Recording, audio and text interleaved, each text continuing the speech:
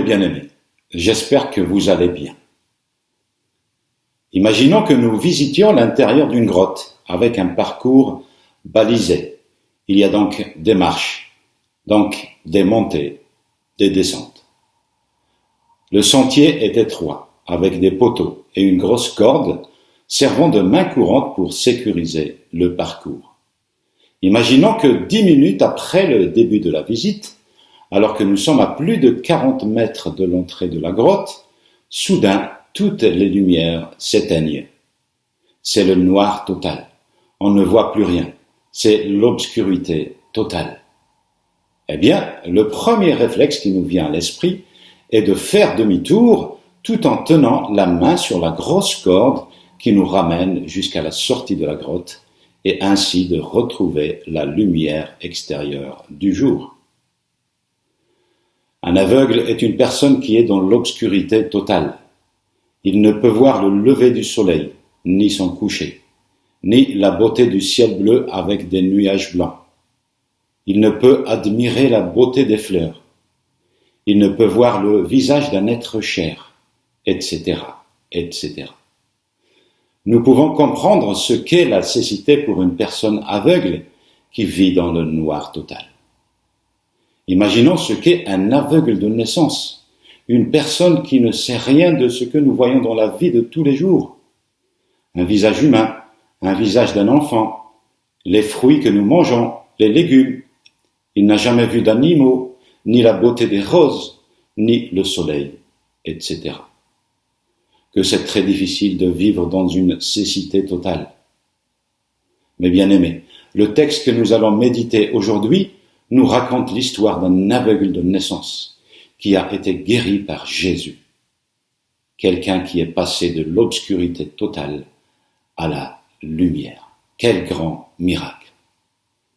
Lisons ce passage dans l'Évangile de Jean au chapitre 9. Évangile de Jean au chapitre 9. Jésus vit en passant un homme aveugle de naissance. Ses disciples lui demandèrent, « Rabbi, qui a péché, lui ou ses parents, pour qu'il soit né aveugle ?» Jésus répondit, « Ce n'est pas que lui ou ses parents aient péché, mais c'est afin que les œuvres de Dieu soient manifestées en lui. Il nous faut travailler tant qu'il fait jour aux œuvres de celui qui m'a envoyé. La nuit vient où personne ne peut travailler. Pendant que je suis dans le monde, je suis la lumière du monde. » Après avoir dit cela, il cracha par terre et fit de la boue avec sa salive. Puis il appliqua cette boue sur les yeux de l'aveugle et lui dit, « Va te laver au réservoir de Siloé », ce qui se traduit par « envoyé ». Il y alla, se lava, et quand il revint, il voyait. Ses voisins et ceux qui auparavant avaient vu qu'il était un mendiant disaient, « N'est-ce pas là celui qui se tenait assis et qui mendiait ?» Les uns disaient, « C'est lui ». D'autres disaient, « Non, mais il lui ressemble. » Et lui-même disait, « C'est bien moi. » Ils lui dirent donc, « Comment tes yeux ont-ils été ouverts ?» Il répondit, « L'homme appelé Jésus a fait de la boue, me l'a appliqué sur les yeux et m'a dit, « Va te laver à Siloé. » J'y suis allé, je me suis lavé et j'ai recouvré la vue. » Ils lui dirent, « Où est cet homme ?» Il répondit, « Je ne sais pas. » Ils menèrent vers les pharisiens celui qui avait été aveugle. Or, c'était un jour de Shabbat que Jésus a fait de la boue et lui a ouvert les yeux. À leur tour, les pharisiens lui demandèrent comment il avait recouvré la vue. Et il leur dit, « Il a mis de la boue sur mes yeux, je me suis lavé, et je vois. »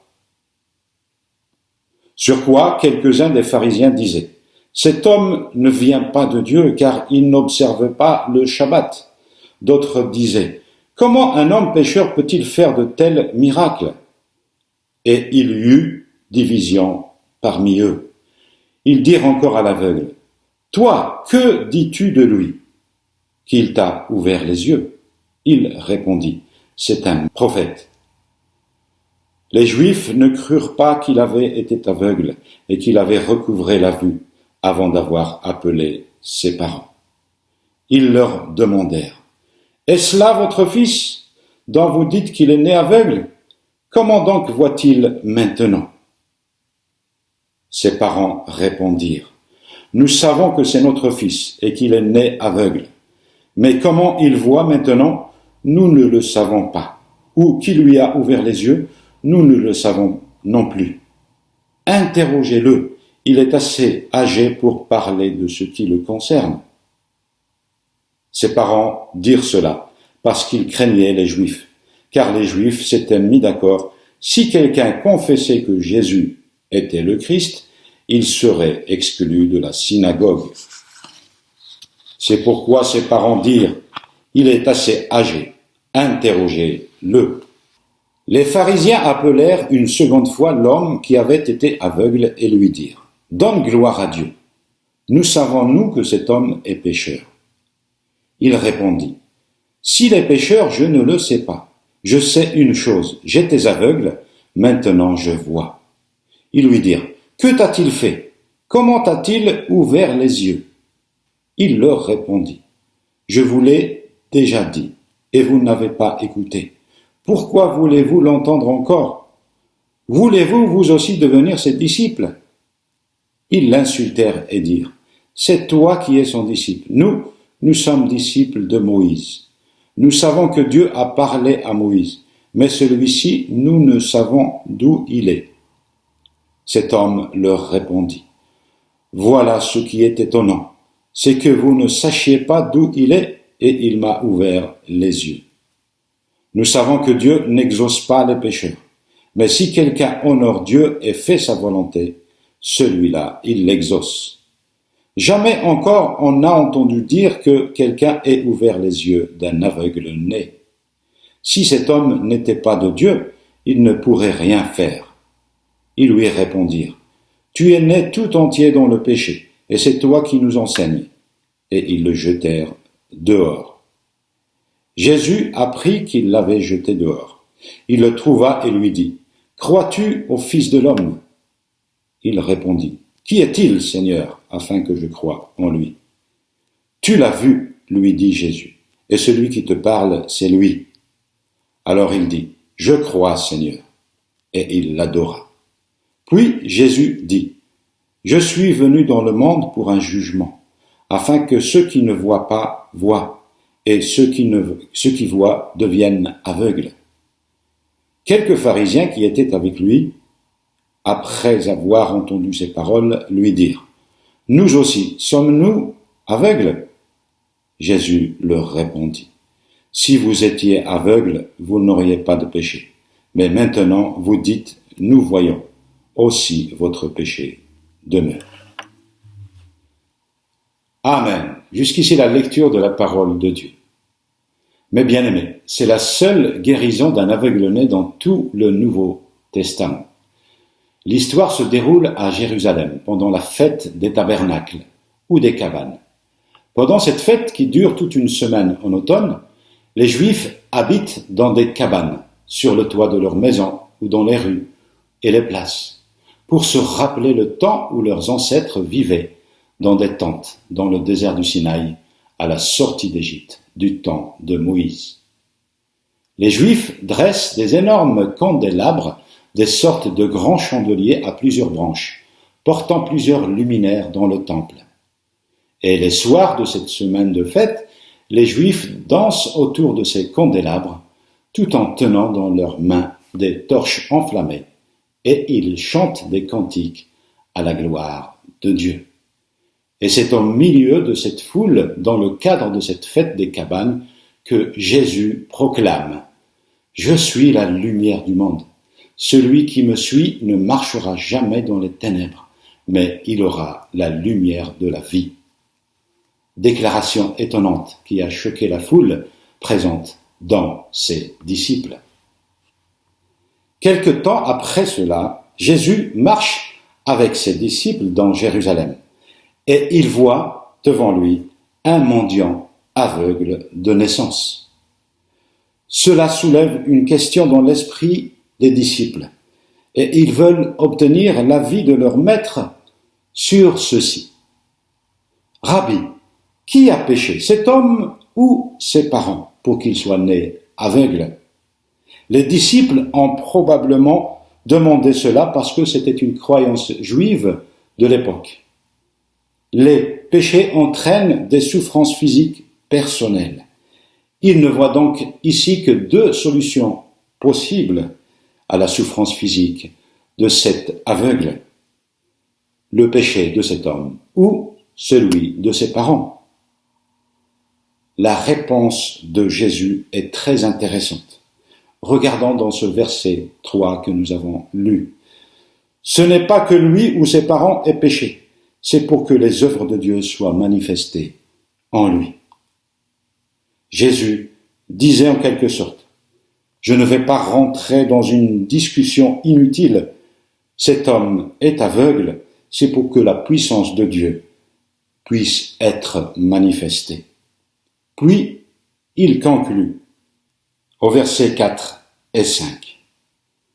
Il faut que je fasse, tandis qu'il est jour, les œuvres de celui qui m'a envoyé. La nuit vient, où personne ne peut travailler. Pendant que je suis dans le monde, je suis la lumière du monde. Le décor est donc planté pour l'accomplissement d'un grand miracle. Jésus redit pour la seconde fois devant ses disciples qu'il est la lumière du monde. L'obscurité est tout ce que le mendiant a connu jusque-là. Il ne peut pas concevoir ce qu'est la couleur bleue, ni le vert de l'herbe du printemps, ni la beauté d'un coucher du soleil.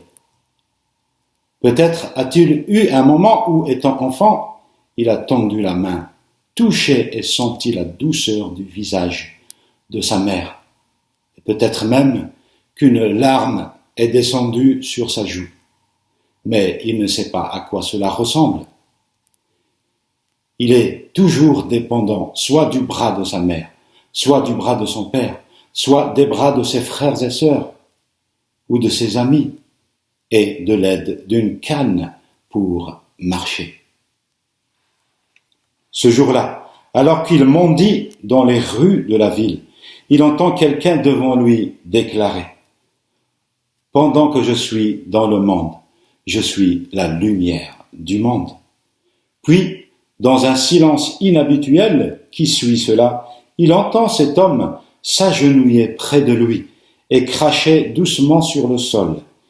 Il sent des mains douces appliquer une boue humide sur ses yeux et entend ces mots: « Va te laver dans le réservoir de Siloé. » Imaginons le sentiment qu'a cet aveugle à ce moment-là. Personne ne lui a fait cela durant toute sa vie jusque-là. Il commence à avoir une certaine confiance en Dieu et en cet homme qu'on appelle Jésus et qui vient de lui appliquer une boue sur ses yeux pour qu'il trouve la vue. Il obéit donc et il se dirige vers ce réservoir de Siloé qu'il connaît bien et qui n'est pas loin de là où il se trouve. Le récit ne nous dit pas comment il a rejoint ce réservoir. Peut-être qu'il est parti tout seul avec sa canne. Peut-être qu'il est aidé par un des disciples de Christ.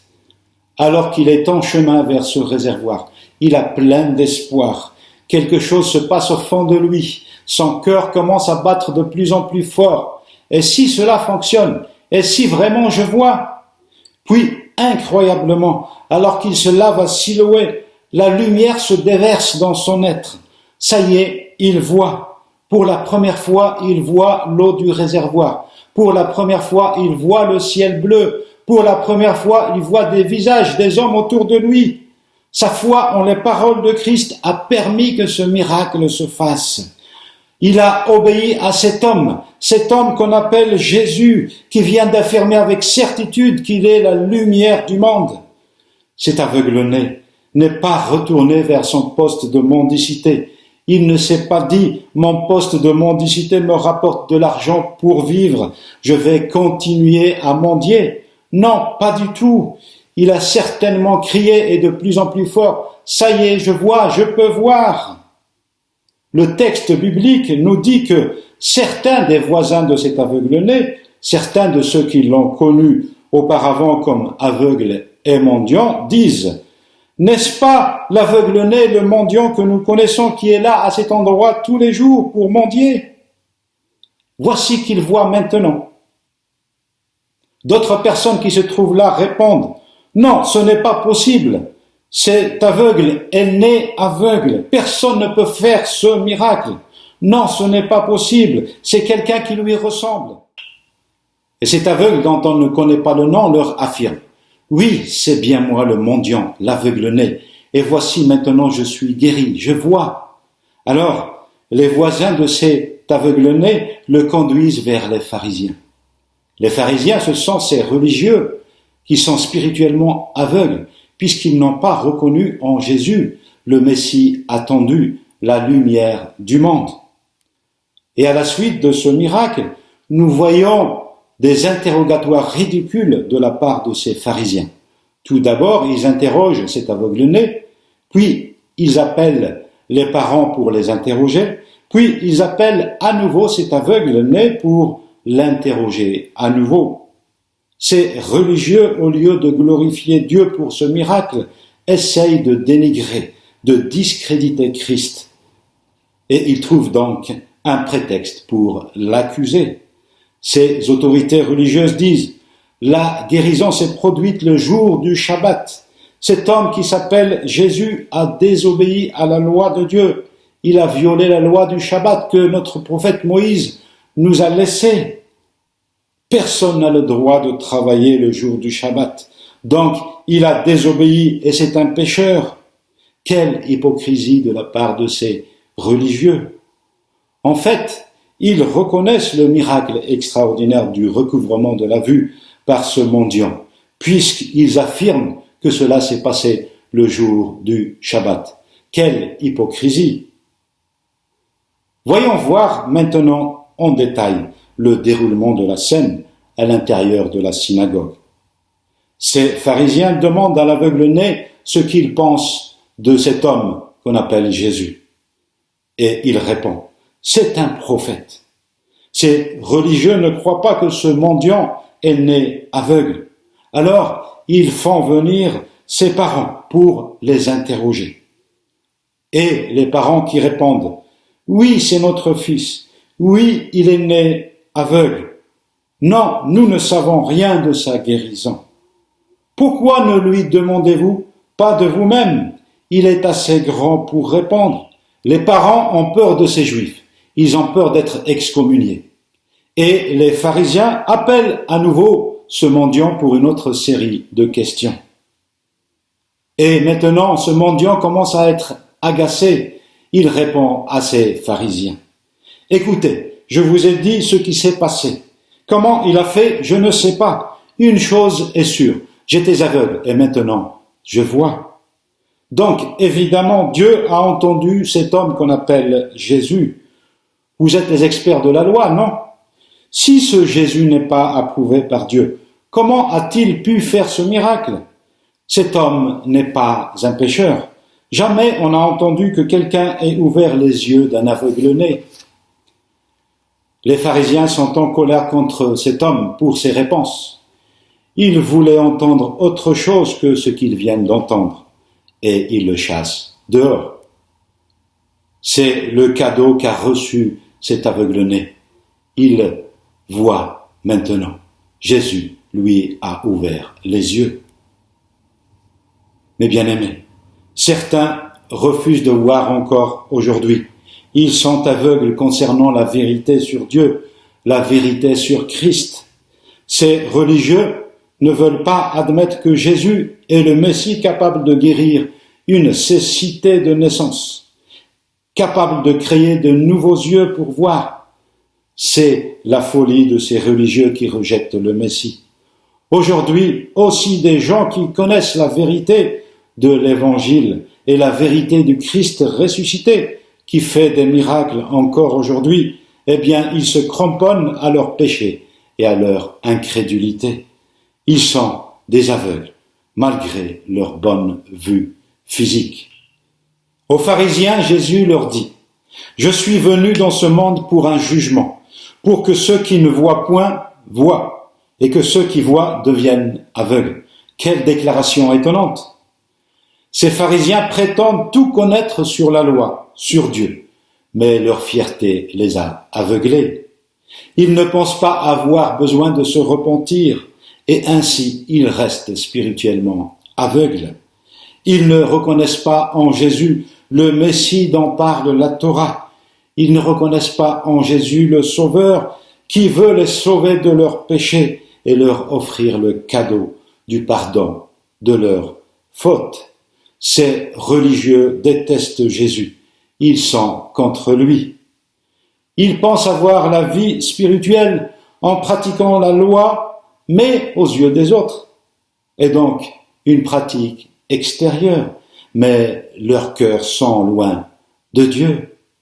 Et Jésus leur dit, « Vous êtes plutôt spirituellement aveugles à cause de vos péchés. » Mes bien-aimés, aujourd'hui encore, il y a toujours une opposition à Christ dans ce monde. Mais comme cet aveugle né devant ces pharisiens, Jésus nous ouvre la bouche pour parler de la bonne nouvelle de l'Évangile, pour confesser Jésus devant les hommes, quelles que soient les circonstances. Mes bien-aimés, témoignons comme cet aveugle né qui a dit « Jésus m'a ouvert les yeux, Dieu est avec lui ». Jésus envoie cet aveugle se laver dans le réservoir de Siloé, ou bien Shiloh. Beaucoup de Juifs ont compris ce mot comme le nom du Messie. Pourquoi? Eh bien, regardons ce texte de Genèse au chapitre 49. Genèse chapitre 49, verset 10. Le sceptre ne s'éloignera point de Juda, ni le bâton souverain d'entre ses pieds, jusqu'à ce que vienne le Shiloh, et que les peuples lui obéissent. Ce texte est une prophétie annonçant le Messie qui règne et qui descend de la lignée de Juda. Le Messie est donc désigné ici sous le nom de Shiloh. D'ailleurs, l'évangéliste Jean ajoute dans ce verset 7 que nous avons lu ceci. « Va et lave-toi au réservoir de Siloé. » Donc il ajoute ce nom qui désigne envoyé. Ce qui confirme la mission de l'envoyé de Dieu, le Messie qui ouvre les yeux des aveugles afin qu'ils passent des ténèbres à la lumière. Remarquons que l'aveugle né a reconnu en Jésus un prophète au début. Puis, il a expliqué aux pharisiens que celui qui l'a guéri vient certainement de Dieu, puisque Dieu a permis que ce miracle se produise. Et une fois que cet aveugle né mendiant a été excommunié de la synagogue par les autorités religieuses, eh bien Jésus le rencontre donc à l'extérieur et lui dit « Crois-tu au Fils de l'homme qui te parle maintenant ?» Il répondit « Je le crois, Seigneur. » Et le mendiant se prosterna pour l'adorer. Jésus s'attribue ce titre, le Fils de l'homme, qu'on ne trouve que dans ses lèvres et dans un seul verset du livre des Actes des Apôtres, au chapitre 7 et au verset 56, eh bien ce titre vient d'un passage du prophète Daniel au chapitre 7. Regardons ce passage. Daniel chapitre 7. Pendant que je regardais dans mes visions nocturnes, quelqu'un qui ressemblait à un fils de l'homme est venu avec les nuées du ciel. Il s'est avancé vers l'Ancien des jours et on l'a fait approcher de lui. On lui a donné la domination, la gloire et le règne, et tous les peuples, les nations et les hommes de toute langue l'ont servi. Sa domination est une domination éternelle qui ne cessera pas et son royaume ne sera jamais détruit. Le Fils de l'homme apparaît donc comme quelqu'un qui est très proche de Dieu, quelqu'un qui a une autorité et une gloire céleste. Le titre de Fils de l'homme donc exprime bien la divinité de Jésus. Et c'est pour cela que l'aveugle né se prosterne et adore Jésus. car les Juifs ne se prosternent et n'adorent que le Dieu très haut. Ce mendiant aveugle-né a reconnu la divinité de Jésus.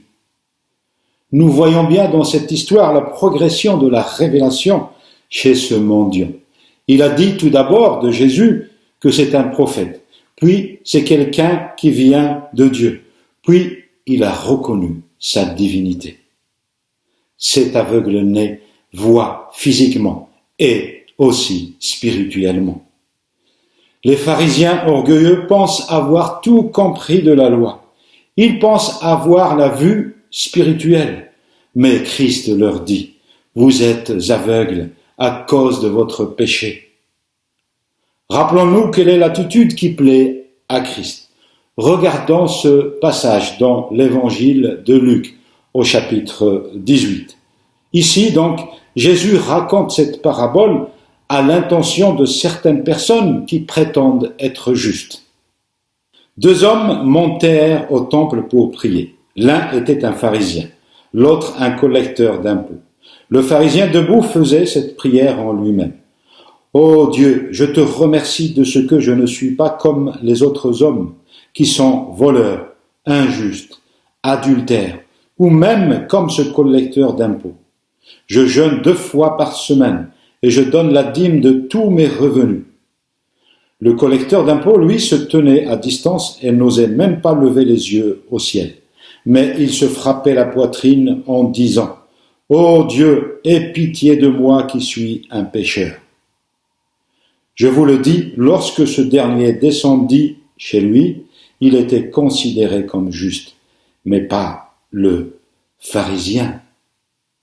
Mes bien-aimés, voilà le comportement qui plaît à Christ. Ne pas être orgueilleux, mais demander pardon, demander la pitié de Dieu. Mon ami, si tu n'as pas encore donné ta vie à Christ, la lumière de Jésus t'appelle. Comme dans cette grotte, quand tout à coup, c'est l'obscurité totale. Tu te diriges vers la sortie en tenant la main sur cette grosse corde qui te ramène vers la lumière du jour. Et bien de même, fais demi-tour dans ta vie. Viens à Christ qui a déclaré qu'il est la véritable lumière du monde. C'est la véritable lumière qui procure le salut de ton âme. C'est la véritable lumière qui changera ton cœur, qui transformera ta vie. Il est la lumière de la vérité pour contrer les ténèbres du mensonge. Il est la lumière de la sagesse pour contrer les ténèbres de l'ignorance. Il est la lumière de la sainteté pour contrer les ténèbres du péché. Il est la lumière de la vie pour contrer les ténèbres de la mort. Amen. Que le Seigneur te bénisse et te garde.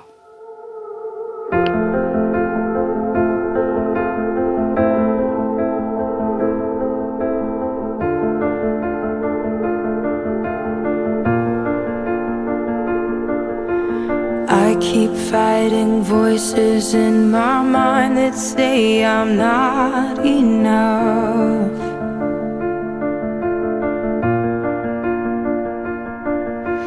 Every single lie that tells me I will never measure up.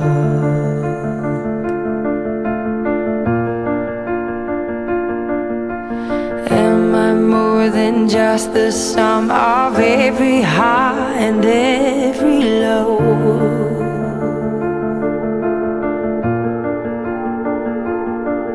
Remind me once again just who I am, because I need to know. Ooh, oh, you say I'm loved when I can't feel a thing. You say I'm strong when I think I'm weak. And you say I'm held when I am falling short. And when I don't belong, oh, you say I am yours. And I believe, oh, I believe what you say of me.